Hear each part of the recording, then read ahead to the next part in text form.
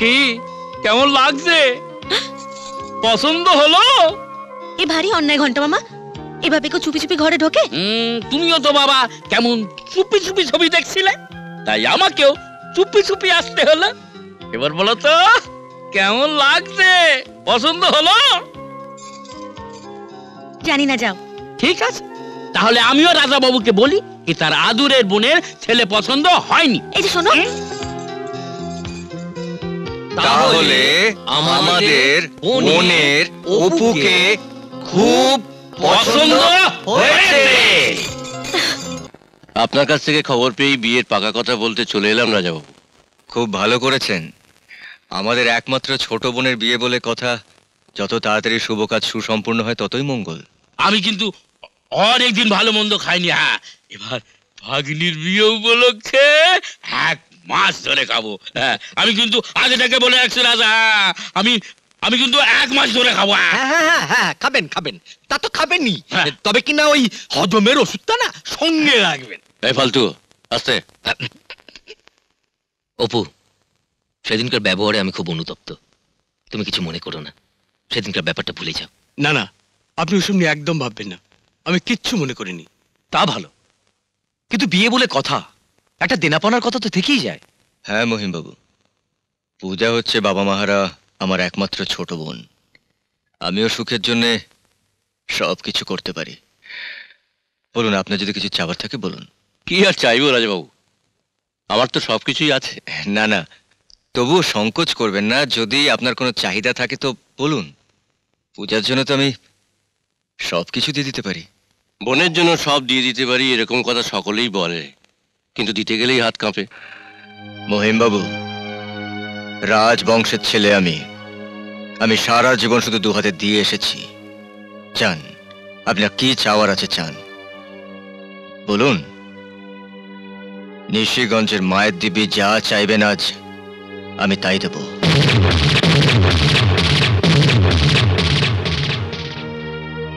আপনার বয়স অল্প রাজাবাবু, রক্ত গরম। আজকের দিনে যতই একমাত্র বোন হোক না কেন, বোনের বিয়েতে দাদা সবকিছু দিয়ে তো নিঃস্ব হতে পারে না। আজকের দিনে দাদারা তার বোনের জন্য কি করে আমি তা জানি না, তবে আমার বোনের সুখের জন্যে আমি তাকে সব কিছু দিতে পারি। তাই নাকি? তা দিন, আপনার সমস্ত সম্পত্তি লিখে দিন। কি পারবেন তো রাজাবাবু আপনার স্থাবর অস্থাবর সমস্ত সম্পত্তি লিখে দিতে?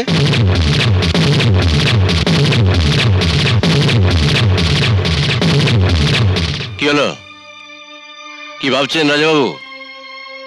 হয় না হয় না, সবাই তো দাতা হরিশ্চন্দ্র নয় যে প্রতিশ্রুতি দিলেই সবকিছু রক্ষা করতে হবে। কথায় আছে কথা আর গুলি 2 সমান। বন্দুক থেকে গুলি যেমন বেরিয়ে গেলে আর থামানো যায় না, তেমনি কথাও আর ফেরানো যায় না। যাই হোক, আপনার বোনকে আমার খুব পছন্দ হয়েছে, আমার আর কিছু চাই না। আয় ফালতু। দাঁড়ান, আমি প্রতিশ্রুতি দিলাম, আজ থেকে আমার স্থাবর অস্থাবর এই সব কিছুর মালিক আমার ছোট বোন পূজা। সবকিছু ভেবে চিন্তে সিদ্ধান্ত নিয়েছেন তো রাজাবাবু? সিদ্ধান্তটা আমি আমার মাথা থেকে নয় মহিমবাবু, মন থেকে নিয়েছি। এখানে ভাবনার থেকে বেশি ভালোবাসা, একটা বোনের প্রতি তার দাদার কর্তব্য। তাহলে ওই কথাই রইল, যৌতুক হিসেবে আপনার সমস্ত সম্পত্তি আপনি আপনার বোনের নামে লিখে দিচ্ছেন। আরে মশাই, এতদিন তো শুধু আপনার নামই শুনেছি, আজ সচক্ষে দেখলাম। পাঁজি দেখে বিয়ের দিনটা তাহলে আমি পরে জানিয়ে দেবো। আজ আসি, নমস্কার। নমস্কার।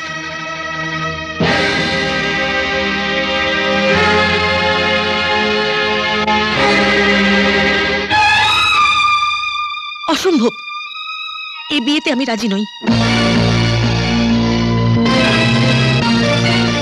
এসব তুই কি বলছিস পূজা? বিয়ের তারিখ পর্যন্ত ঠিক হয়ে গেছে, এখন তুই বলছিস বিয়ে করবি না? হ্যাঁ, আমি ঠিকই বলছি।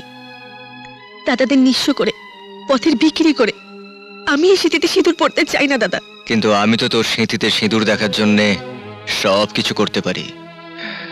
আমি মহিম ঘোষালকে পাকা কথা দিয়েছি, কোন অধিকারে তুমি পাকা কথা দিয়ে এসছো দাদা? পূজা, কি বলছিস তুই? হ্যাঁ বলছি, ঠিকই বলছি। এই সম্পত্তি শুধু বড়দার নয়, মেজদা ছোটদা সকলের সমান অধিকার আছে। মহিম ঘোষালকে সমস্ত সম্পত্তি ভিক্ষে দেওয়ার আগে তুমি একবার ওদের মতামত নিয়েছো? একবার ওদের জিজ্ঞেস করে পাকা কথা দিয়েছো বড়দা? জিজ্ঞেস করব? তুই বলছিস কোনো সিদ্ধান্ত নেওয়ার আগে আমি রানা রাকেশকে জিজ্ঞেস করব?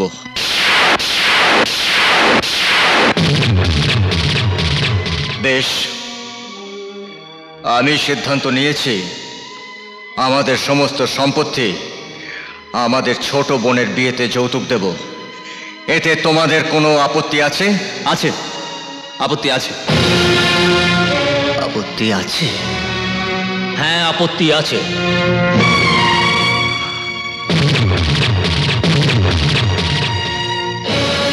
কি বলছিস তোরা? ঠিকই বলছি। ওকে জিজ্ঞেস করো মোহনদা, যে ভাইরা ওর কথায় বিশ্বের পাত্র মুখে তুলতে পারে, তাদের মতামত চেয়ে তাদের অপমান করার অধিকার ওকে কে দিয়েছে? রানা, না দাদা, না, ওর নামে ডাকবেন আমাকে। ছোট থেকে বুকে করে মানুষ করার পর আজ প্রশ্ন করছো তোমার সিদ্ধান্তে আমাদের মত আছে কিনা? এসছে সেদিন সত্যিকারের বিষ খাই আমাদের মেরে ফেললে না কেন? রানা, রাকেশ, আমাকে ক্ষমা কর ভাই, আমাকে ক্ষমা কর। দেখলি তো পূজা, আমি কোনো ভুল সিদ্ধান্ত নিইনি। কিন্তু দাদা, আর কোনো কিন্তু না পূজা, আমি তোকে অনুরোধ করছি, আর অমত করিস না। কিন্তু মোহনদা, এভাবে তোমাদের স্বাদ আহ্লাদ কেড়ে নিয়ে বিয়ের পিড়িতে বসতে আমার যে একদম মন চাইছে না। এইভাবে বলিস না পূজা। তুই কোণে সেজে বেনারসি পরে মাথায় সিঁদুর দিয়ে বিয়ের আসরে বসবি, সেটা দেখার জন্য তো আমরা এতগুলো বছর অপেক্ষা করে আছি। দাদা, না পূজা, আর আপত্তি করিস না। অপু খুব ভালো ছেলে, দেখবি দেখবি ও তোকে খুব সুখে রাখবে, খুব সুখে রাখবে।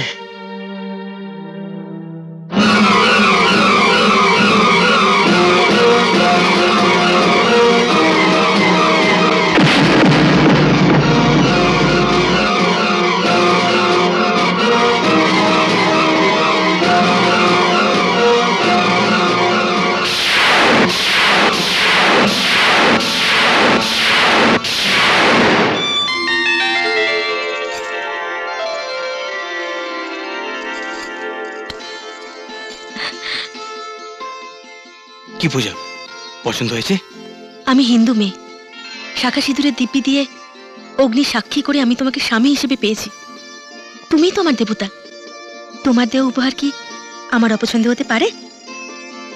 খুব পছন্দ হয়েছে গো, সত্যি খুব পছন্দ হয়েছে। হতেই হবে পছন্দ। আমি শ্যাকরাকে বলেছিলাম আমার পূজা পড়বে, যেন সেরা জিনিসটা হয়। আমি আজ আমার নিজের হাতে তোমায় দুল দুটো পরিয়ে দেবো। দেখি গানটা।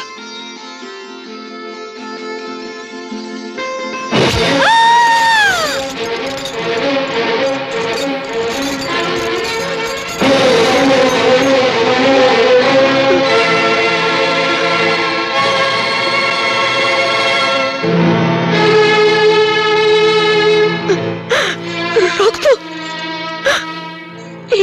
এ তুমি কি করলে? আমার তো কানটা খুব যন্ত্রণা হচ্ছে, আমার তো কানটা কেটে গেছে যে। কেটে যায়নি পূজা, কেটে যায়নি। আমি তোমার কানটাকে কেটে দিয়েছি। তোমার মনে আছে পূজা?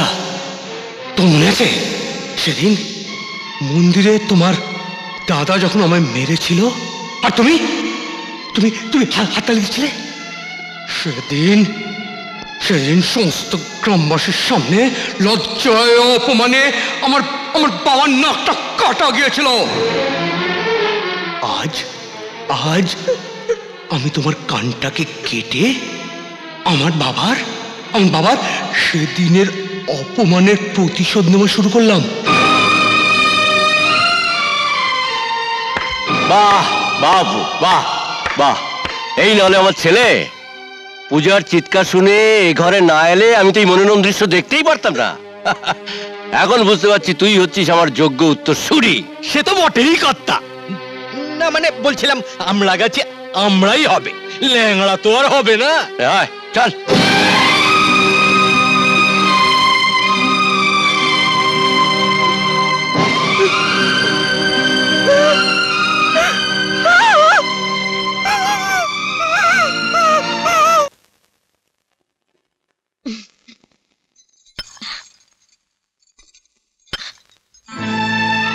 ও ও এইটা এটা একটা বিষাক্ত পোকা কামড়ে দিয়েছিল জানো, ওই জন্য এটাতে ব্যান্ডেজ আর ওষুধ লাগিয়ে রেখেছি।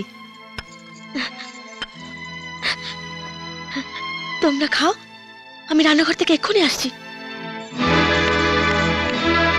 নে শুরু কর।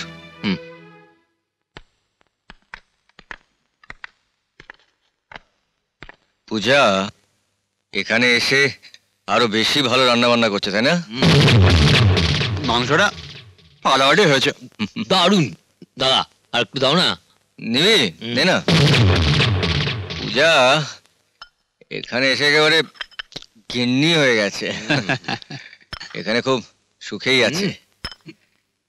কিরে, আর কিছু নিবি তুই?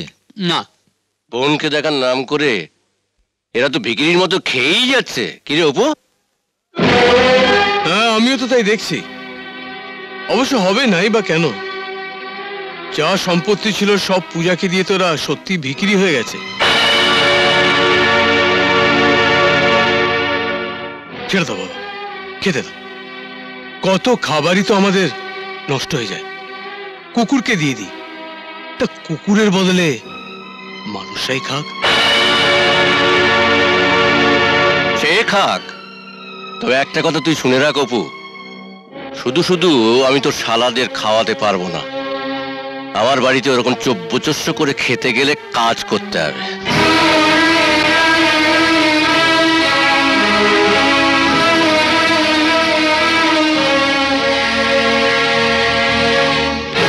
রাজা মাঠের কাজ করবে, চাষাবাদের হিসেবটাও ভালোই পারে।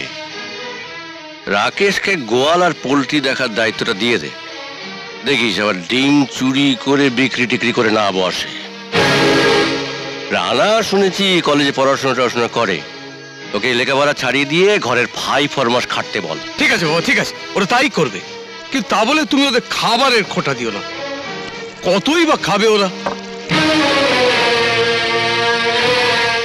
কি হলো বর্দা, তোমরা খাওয়া দাওয়া বন্ধ করে উঠে পড়লে যে?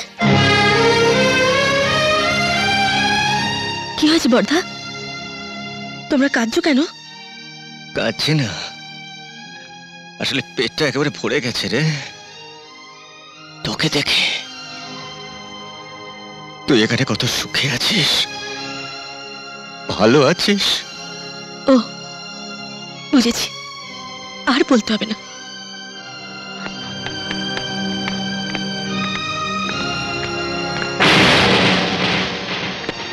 বর্দা,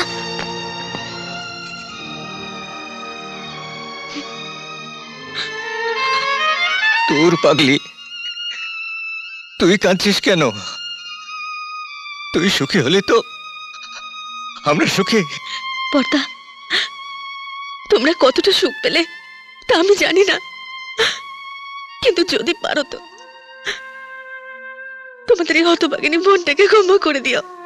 আর হ্যাঁ, নিঃস্ব হয়ে পথে ঘাটে ঘুরে বেড়ালেও কোনোদিন এ বাড়িতে আসবে না, কোনোদিন না। পৃথিবীতে আমি বোধহয় সব থেকে দুর্ভাগা বোন, যে নিজের শ্বশুর বাড়িতে দাদাদের আসতে বারণ করছে। বেশ, আমরা আর কখনো এ বাড়িতে আসবো না, কিন্তু তুই কথা দে তুই আমাদের বাড়িতে আসবে। জানি না বর্দা, আমার ভাগ্যে কি আছে আমি জানি না, আমি কিচ্ছু জানি না।